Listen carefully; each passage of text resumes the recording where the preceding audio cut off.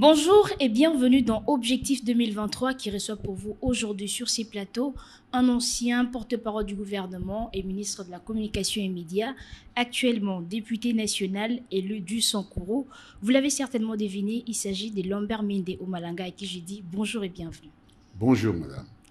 Alors, dans l'actualité, considérez-vous que les confessions religieuses ont échoué dans leur mission de désigner leurs délégués à la Commission électorale nationale indépendante?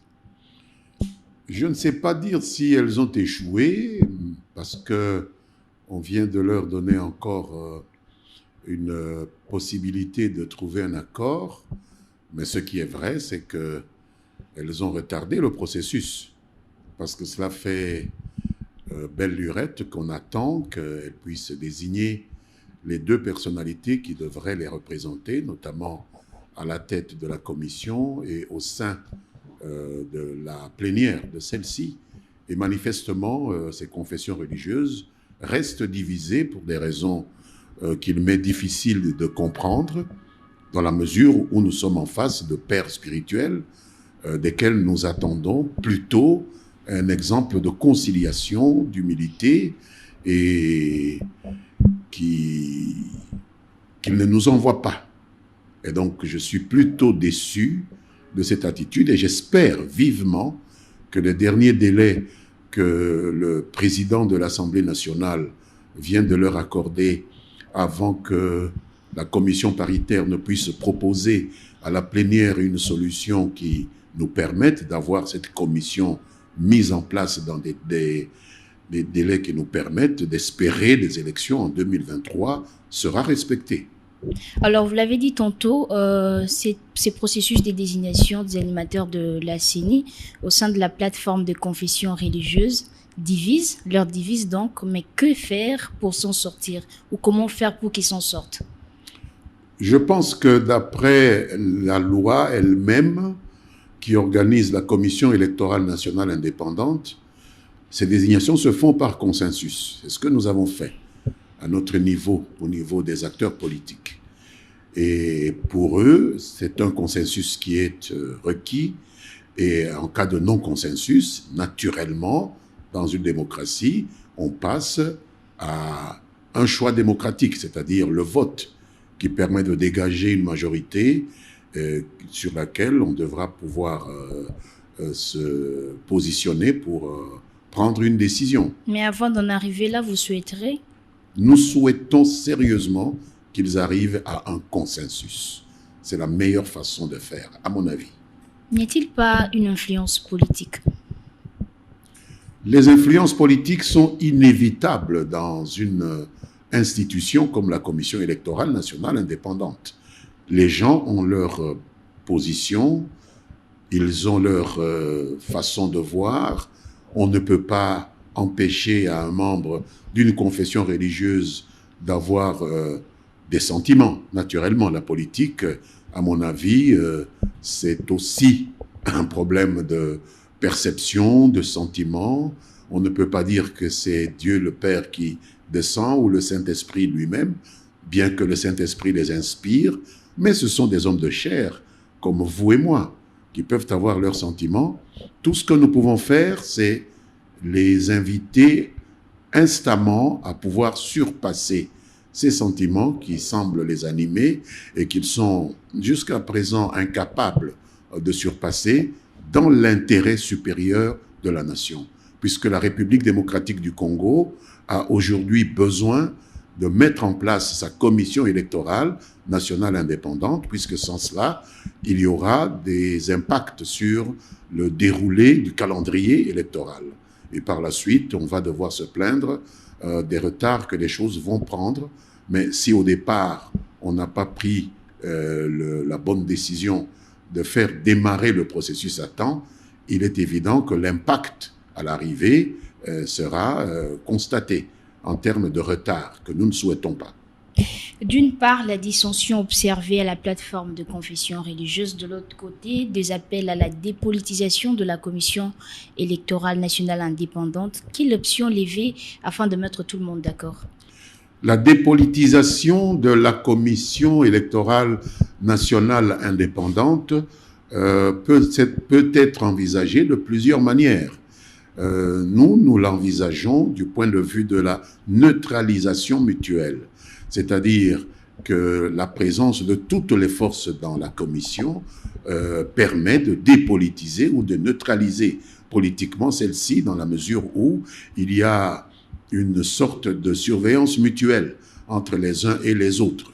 Mais dire que l'on peut arriver à trouver dans ce pays qu'est la République démocratique du Congo des personnalités totalement dépouillées de tout sentiment politique, de toute préférence politique, je pense que ce n'est pas demain la veille. Non, non, je ne pense pas que c'est impossible, mais je pense que c'est difficile. Je ne pense pas que l'Assemblée nationale, comme pouvoir législatif, a pu penser que cela était possible en l'état actuel du corps social congolais. C'est pourquoi il a été décidé de mettre en place une commission dans laquelle se retrouvent aussi bien des personnalités désignées par la majorité que d'autres désignées par l'opposition, ainsi que celles désignées par la société civile. C'est la meilleure façon de neutraliser politiquement une instance comme celle-là. Alors, avant d'évoquer cette question autour de la commission paritaire mise à l'Assemblée nationale, certains observateurs pensent que finalement, il faudrait laisser au ministère de l'Intérieur l'organisation des élections. Êtes-vous d'avis?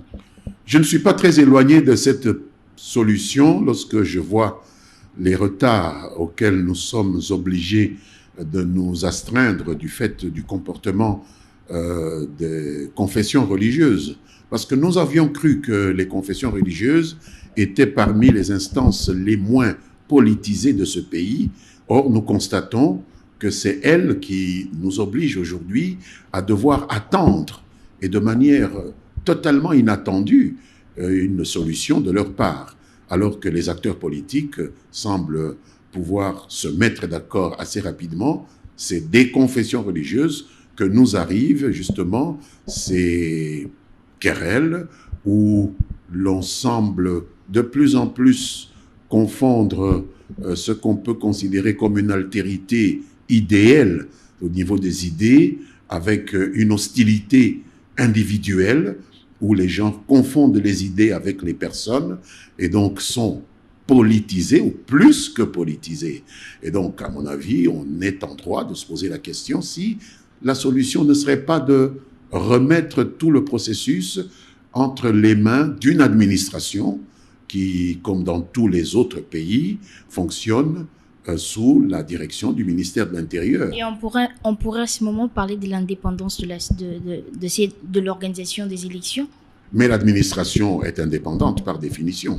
Vous savez, les fonctionnaires ne sont pas des personnalités qui sont élues, ce sont des gens qui font carrière, qui sont souvent recrutés sur concours et qui n'appartiennent pas à des partis politiques comme tels. Il suffit de faire en sorte que notre administration puisse répondre à ces critères-là et nous y serons. Nous ne serons pas le premier pays à organiser les choses de cette manière-là. Au contraire, nous sommes un des rares pays à être sortis de ce système, de confier l'organisation des élections à des fonctionnaires assermentés et qui doivent absolument faire preuve de neutralité. Mais est-ce que vous regrettez aujourd'hui que l'organisation des élections soit faite par la Commission électorale nationale indépendante? Je ne regrette pas, mais je constate que peut-être nous avons peut-être voulu mettre la charrue avant les bœufs, dans la mesure où ceux de qui nous attendions une dépolitisation effective, une neutralisation politique effective de la Commission électorale nationale indépendante, nous déçoivent par leur attitude extrêmement politisée, extrêmement passionnée, plus passionnée même que nous, les politiques, qui, par définition, pouvons jouer avec ces critères-là. Et nous constatons aujourd'hui que nous avons certainement nous sommes allés trop vite en besogne. Et que par conséquent, devant cette difficulté, il va falloir que le législateur raisonne autrement. Alors, vous avez dit tantôt que la commission mixte paritaire chargée de validation des candidatures des délégués à la Commission électorale nationale indépendante a été mise en place. Est-elle vraiment paritaire sans l'approbation des directoires des principales forces de l'opposition, à savoir le Front commun pour le Congo et la Lamuka? La commission paritaire est une catégorie légale, madame. C'est la loi sur la CENI qui prévoit que une commission paritaire constituée par des représentants de l'opposition au sein de l'Assemblée nationale et de la majorité au sein de l'Assemblée nationale puisse recevoir, pas prendre des décisions, mais recevoir les décisions qui proviennent des composantes chargées de désigner les membres, parce qu'on ne peut pas, bien sûr, faire ce travail par 500 députés nationaux, encore qu'on peut le faire, mais je ne pense pas que ce serait quelque chose de malléable, pratiquement. C'est pourquoi l'Assemblée nationale se fait représenter par une commission qu'elle met en place et qui travaille à recevoir ces candidatures simplement pour vérifier la conformité des choix qui ont été opérés par les différentes composantes avec la loi organique organisant le fonctionnement de la Commission électorale nationale indépendante. Par exemple, est-ce que deux composantes n'ont pas envoyé deux personnalités appartenant à une même province? Ceci est interdit par la loi. Est-ce qu'une composante n'a pas envoyé une personnalité qui ne répond pas au critérium légal établi par la loi organique? C'est aussi une autre condition. Donc, je ne pense pas que le rôle de la commission paritaire soit aussi déterminant que cela, puisque la commission paritaire fait rapport à la plénière de l'Assemblée nationale qui va prendre la décision d'entérinement. L'Assemblée nationale ne se substitue pas aux composantes et la commission paritaire ne se substitue pas à l'Assemblée nationale. C'est une délégation de pouvoir. Donc ne donnons pas trop de pouvoir à la commission paritaire. C'est l'Assemblée nationale qui a reçu mandat d'entériner les choix pour autant que ces choix sont conformes à la loi qui a été votée, promulguée et qui aujourd'hui organise le fonctionnement de la Commission électorale nationale indépendante. Quel serait aujourd'hui l'inconvénient si, par exemple, dans cette commission mixte paritaire, on n'y retrouve pas l'opposition? C'est la volonté de l'opposition de participer ou de ne pas participer à une telle commission paritaire, encore que je ne pense pas que l'opposition ou la majorité ou n'importe quel député ait le pouvoir d'imposer au pays son tempo. Ce n'est pas parce que je ne suis pas content de la façon dont une commission travaille que je dois l'empêcher de travailler.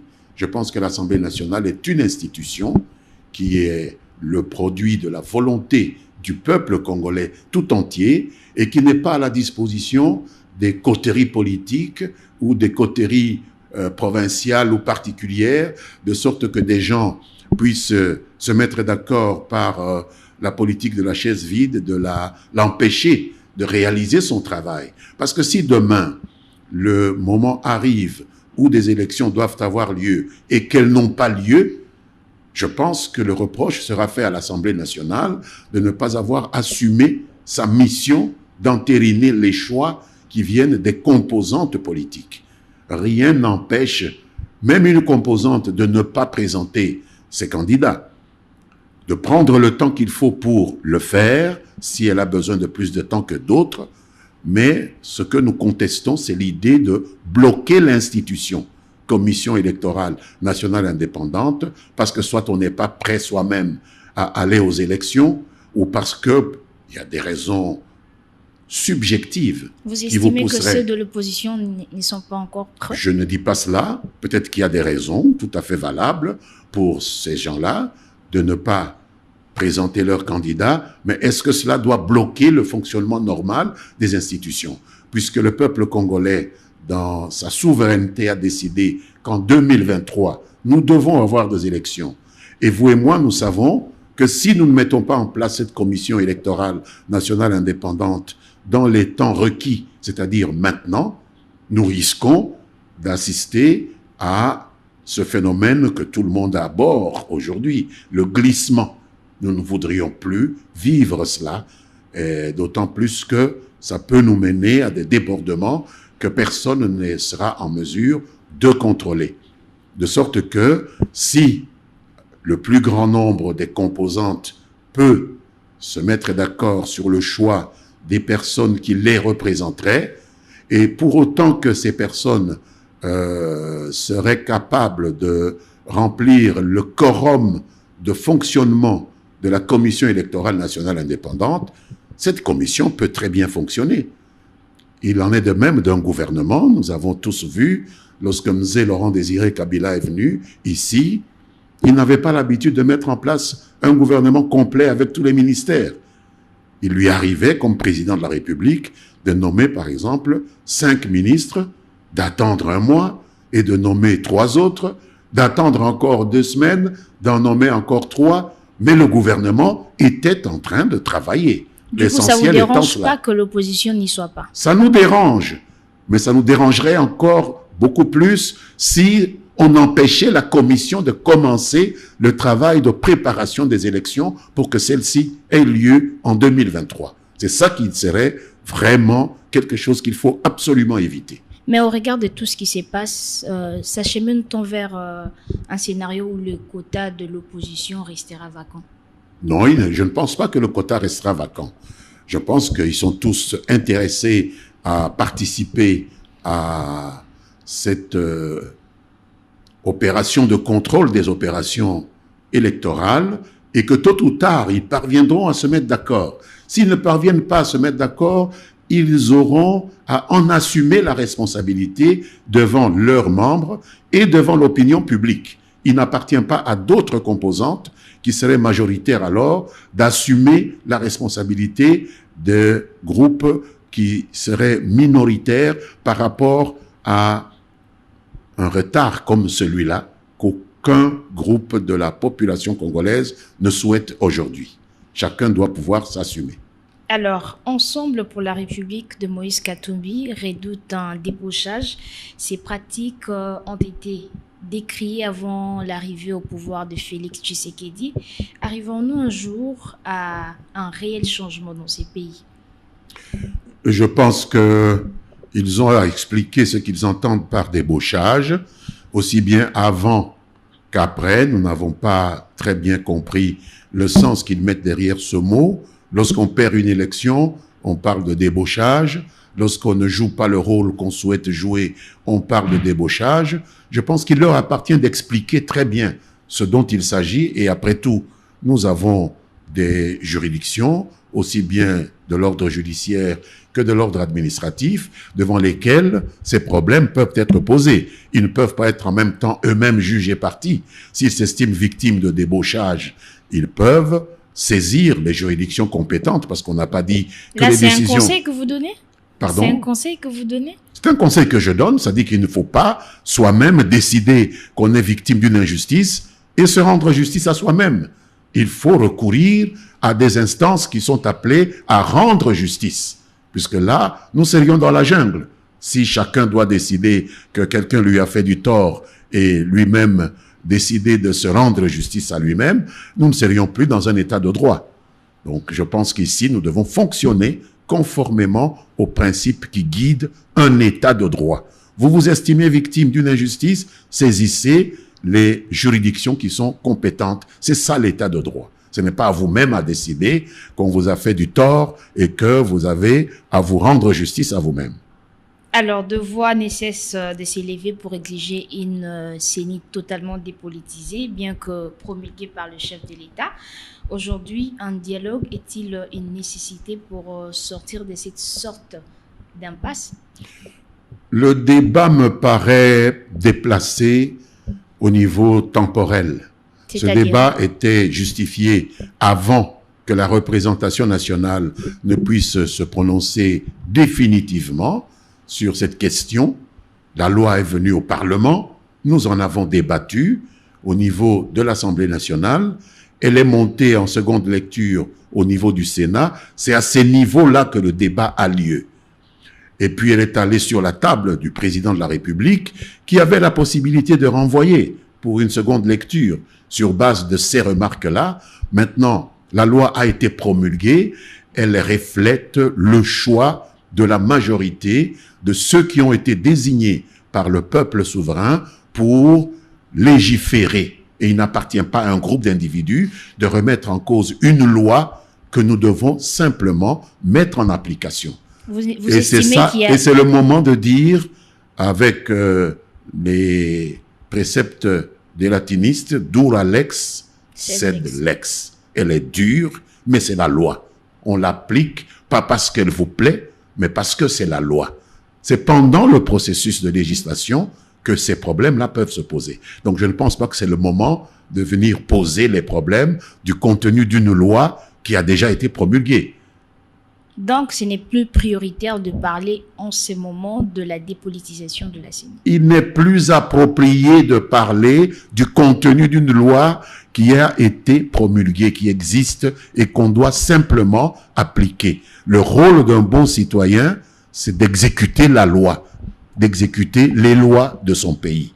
Pas de reposer parce qu'un citoyen en lui-même ou un groupe de citoyens en eux-mêmes ne constitue pas le législateur. Ils ne peuvent pas se déclarer eux-mêmes représentatifs du corps législatif national. C'est l'Assemblée nationale et le Sénat qui constituent le pouvoir législatif. Ils ont décidé, et vous savez que les lois commencent toujours comme ça, l'Assemblée nationale et le Sénat ont adopté, le président de la République promulgue. Alors, il n'y a pas un individu qui va venir au-dessus de l'Assemblée nationale et du Sénat et du président de la République pour dire « je ne suis pas d'accord avec l'Assemblée nationale ». C'est trop tard. Ça n'aurait pas de sens, c'est trop tard. Rien à faire. C'est pendant le débat à l'Assemblée nationale que ces questions auraient pu être soulevées.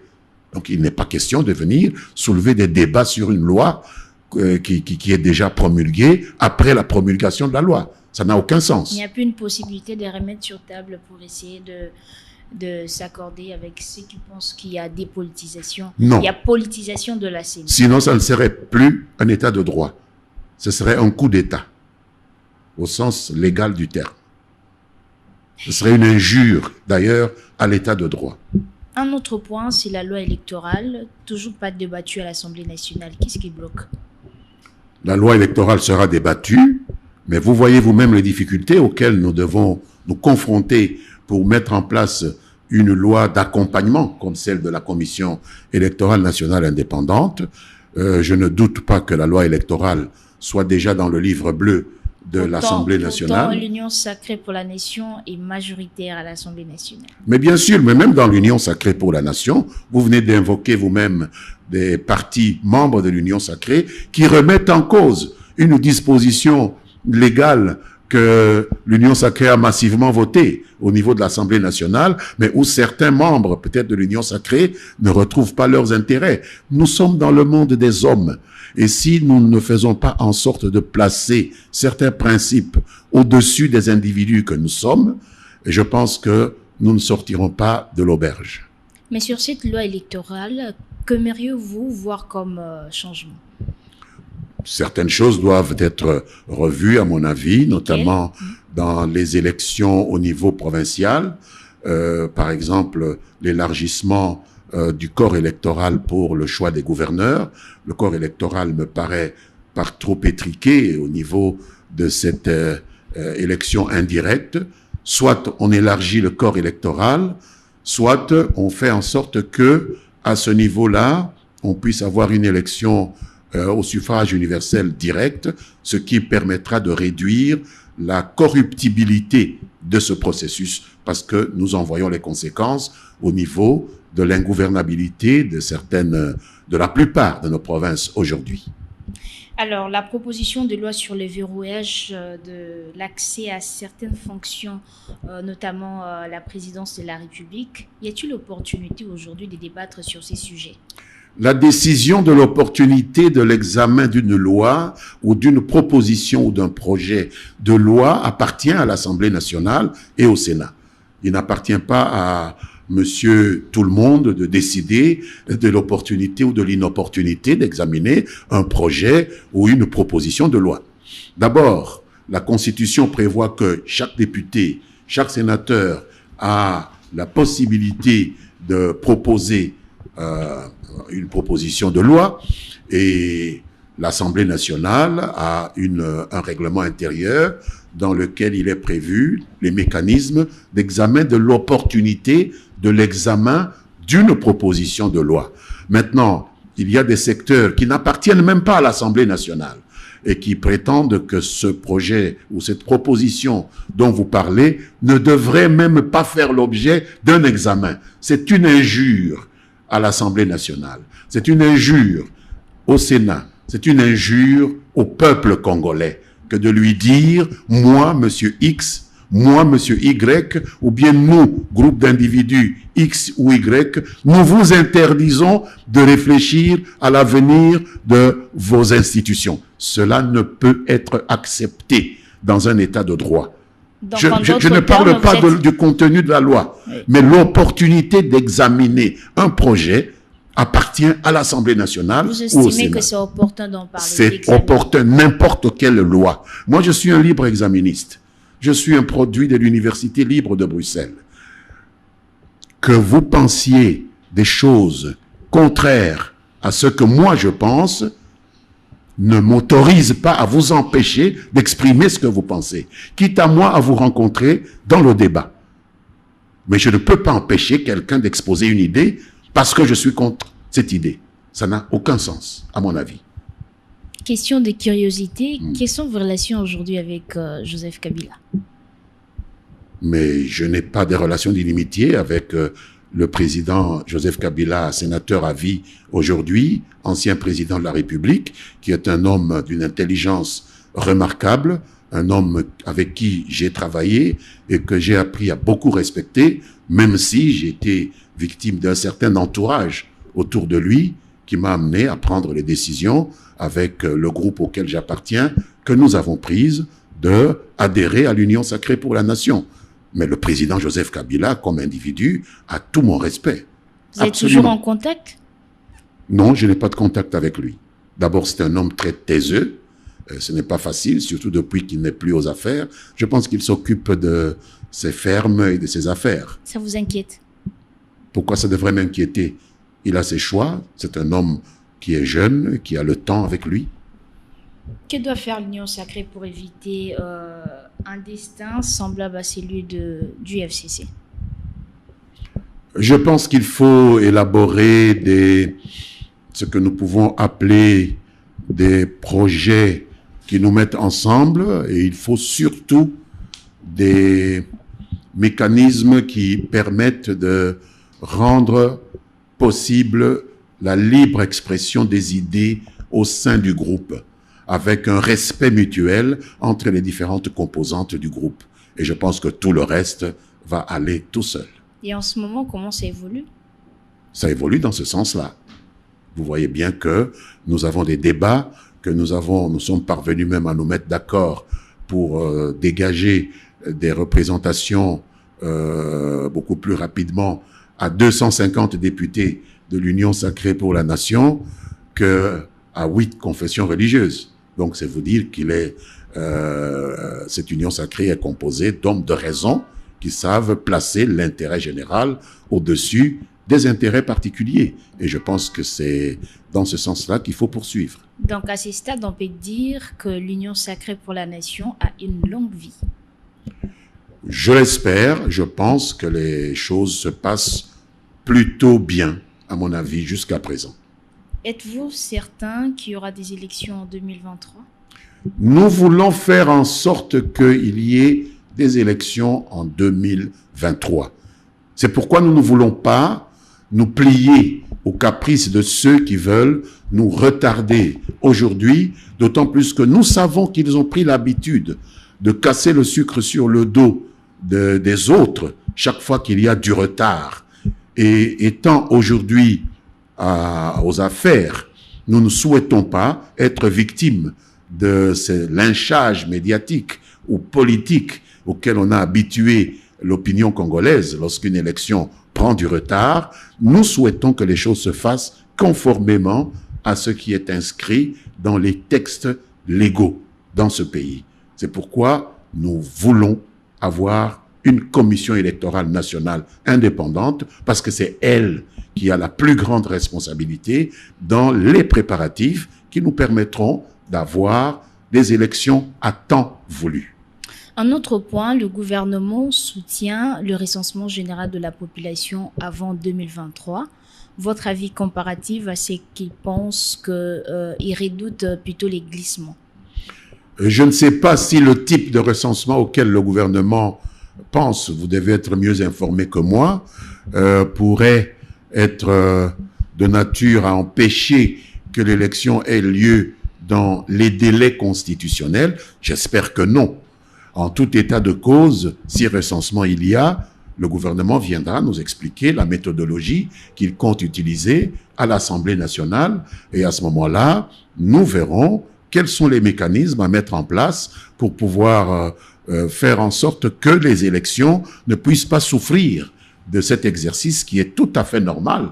Il faut savoir compter ceux qui vont voter, il faut savoir compter ceux qui sont majeurs et ceux qui remplissent les conditions de pouvoir porter leur bulletin dans les urnes.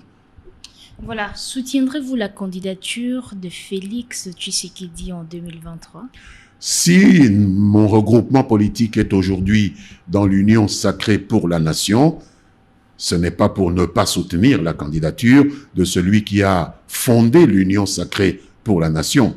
Je pense que nous, lorsque notre congrès se tiendra, nous donnerons une réponse officielle à cela, mais je pense que vous devinez déjà le sens de notre réponse. Nous sommes membres de l'Union sacrée pour la nation. Si le président Tshisekedi sera le candidat de l'Union sacrée pour la nation, il aura naturellement le soutien de notre regroupement politique qui fait partie intégrante de l'Union sacrée pour la nation.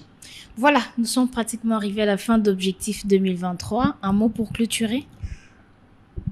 Le mot pour clôturer, je l'adresserai à ceux de nos compatriotes qui tirent un peu dans tous les sens pour retarder la mise en place de la Commission électorale nationale indépendante. Je voudrais leur demander d'avoir une pensée plus respectueuse pour le peuple congolais, de pouvoir comprendre qu'ils ne sont pas seuls dans ce pays et que ce pays voudrait pour une fois respecter les rendez-vous qu'il prend avec lui-même. Il faut éviter de se dissimuler derrière des instances de la société civile pour empêcher un calendrier politique qui est déjà accepté par la grande majorité des Congolais de se dérouler conformément à la volonté de cette majorité. Et donc, il faut rapidement que ceux qui traînent les pieds à désigner leurs délégués au sein de la Commission électorale nationale indépendante puissent le faire. Je voudrais encourager l'Assemblée nationale, mes collègues députés nationaux, à ne pas céder aux caprices de ceux qui veulent retarder la mise en place de la Commission électorale nationale indépendante pour quelque raison que ce soit. Parce que nous serons comptables de ce retard, étant entendu que c'est l'Assemblée nationale qui va devoir entériner cette commission, si tant est que des gens ne sont pas capables de se mettre rapidement d'accord pour désigner leurs délégués. Faisons en sorte que ceux qui peuvent se mettre d'accord pour désigner leurs délégués, s'ils ont le quorum, qu'ils soient mis en fonction pour que la commission commence à fonctionner en attendant les retardataires. Merci d'avoir répondu à notre invitation. C'est moi qui vous remercie. Objectif 2023 des séjours est terminé. Merci à vous de l'avoir suivi. On se retrouve prochainement avec un nouvel invité. Au revoir.